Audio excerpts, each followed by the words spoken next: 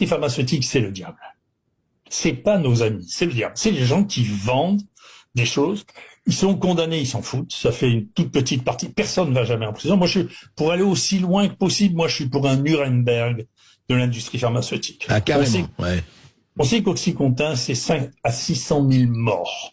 On sait que le Vioxx, c'est 50 000 morts.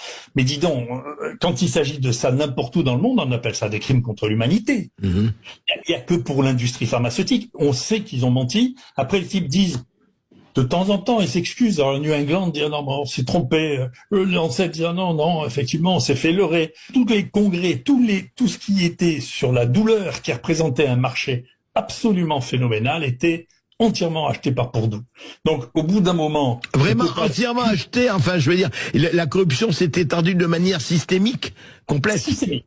Systémique, avec les mêmes choses, des présentatrices qui sont mignonnes et certaines ressemblent plus à des call girls qu'à des visiteuses médicales, avec l'argent à foison, les voyages en business class ou en première classe, les autres, les palaces, les repas tous les soirs, et tout ça avec la main sur le cœur en disant mais c'est pour le bien de l'humanité. Non, c'est de l'argent. Voilà. Donc globalement il faut arrêter parce que mais on peut le dire et le redire, dans ce pays, chez nous en particulier, manifestement, le problème de la corruption n'accroche pas. Moi, j'ai été très intéressé aux États-Unis, j'ai suivi vous savez, la nomination de Kennedy, et il y a quelque chose qui montre les mœurs, jusqu'où peut aller la dégradation des mœurs.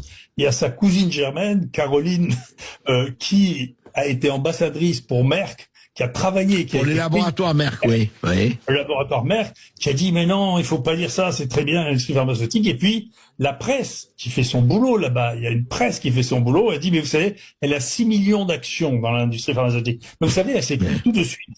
Plus personne n'a demandé l'opinion de Caroline Kennedy, parce que quand même, c'est trop gros. Mais aux États-Unis, ça passe pas. Ici, moi, le premier jour où j'ai parlé de la chloroquine, un de mes collègues, le professeur Raffi, m'a téléphoné de manière anonyme, on a trouvé qui c'était, il l'a reconnu, il a été pénalisé pour ça, pour me dire qu'il fallait que j'arrête, sinon j'allais mourir. Et il avait touché, dans les 6 dernières années, 600 000 € de l'industrie pharmaceutique.